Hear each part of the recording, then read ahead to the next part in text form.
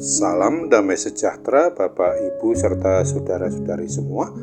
Untuk mengawali renungan tentang firman Tuhan ini, mari kita bersatu di dalam doa.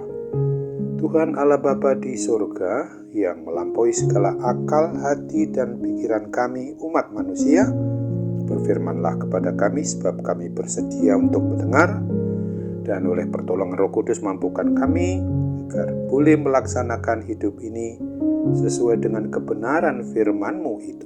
Dalam nama Tuhan Yesus kami mohon kepadamu. Amin. Sebagai nas renungan firman Tuhan pada hari ini diambil dari Matius 18 ayat 32 dan 33 yang berbunyi, Raja itu menyuruh memanggil orang itu dan berkata kepadanya, Hai hamba yang jahat, seluruh hutangmu telah kuhapuskan karena engkau memohonkannya kepadaku.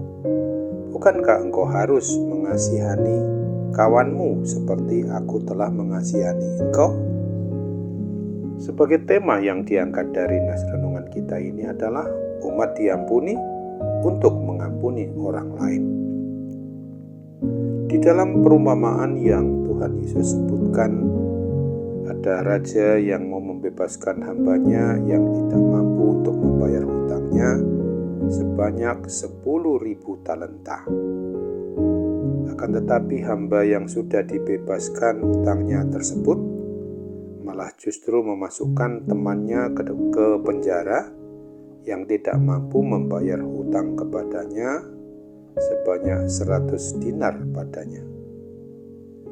Karena kelakuan orang itu, maka raja menjadi sangat murka, marah pada hamba tersebut, lalu membatalkan pengampunannya itu.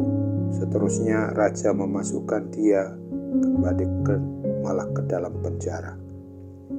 Firman Tuhan ini adalah merupakan peringatan yang sangat keras bagi kita umat yang mengaku beriman percaya kepada Kristus.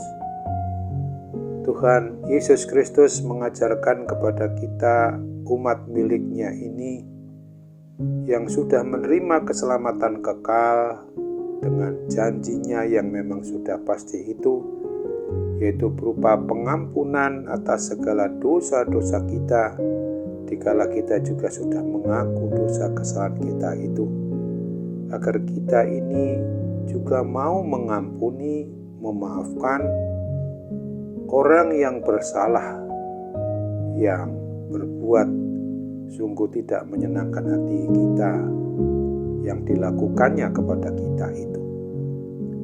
Apabila kita tidak mau memaafkan, tidak mau mengampuni kesalahan orang lain, maka Tuhan Yesus Kristus akan membatalkan pengampunan serta keselamatan yang sudah kita terima daripadanya.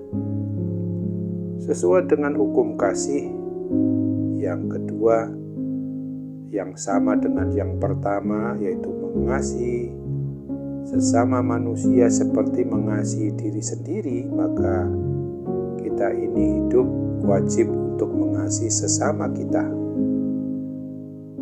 Jikalau kita tidak mau mengasihi sesama kita umat manusia, hal itu berarti bahwa kita tidak mau mengasihi Tuhan dengan bersungguh-sungguh, yang syarat utamanya harus dengan segenap hati, dengan segenap jiwa, dengan segenap akal budi kita.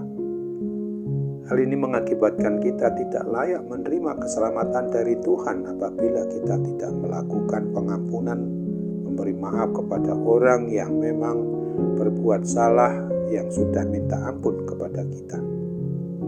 Dengan merenungkan kebenaran firman Tuhan ini, kiranya kita sebagai orang yang sudah mengaku sebagai pribadi maupun keluarga beriman percaya kepada Kristus, haruslah selalu memohon pertolongan serta tuntunan Roh Kudus agar kita sungguh-sungguh boleh dimampukan di dalam hal melaksanakan kasih Tuhan Yesus Kristus di dalam diri kita ini. Sebagaimana juga ditekankan supaya kita bisa memaafkan kesalahan orang lain yang berbuat yang mereka perbuat kepada kita. Apabila kita memang mampu hidup di dalam kasih Tuhan itu, yang mengasihi Tuhan dengan segenap hati, dengan segenap jiwa, dengan segenap akal budi kita, serta mau mengasihi sesama kita umat manusia sebagaimana kita mengasihi diri kita sendiri. Dengan demikian, bila kita sudah mau memaafkan, mengampuni orang yang bersalah kepada kita, hal ini merupakan indikasi kita sudah menjadi umat milik Tuhan Yesus Kristus yang dapat menikmati kedamaian dan terbebas dari segala bentuk dendam. Untuk itu ingatlah dalam Matius 5 ayat 44-45 ini. Namun aku berkata kepadamu, kasihilah musuh-musuhmu dan berdoalah bagi mereka yang menganiaya kamu.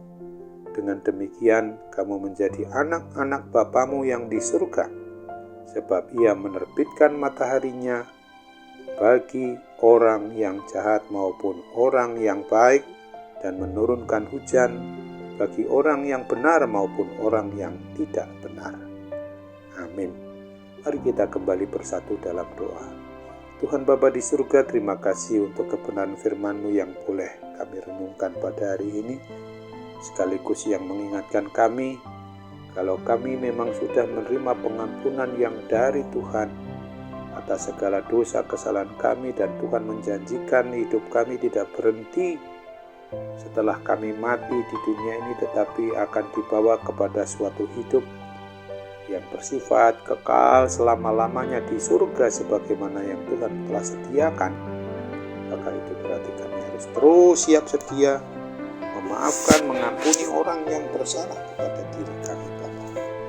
Terima kasih untuk segala hal yang juga sudah boleh kami terus lakukan, terutama di dalam boleh Tuhan pakai kami menjadi jalan berkat keselamatan bagi orang lain.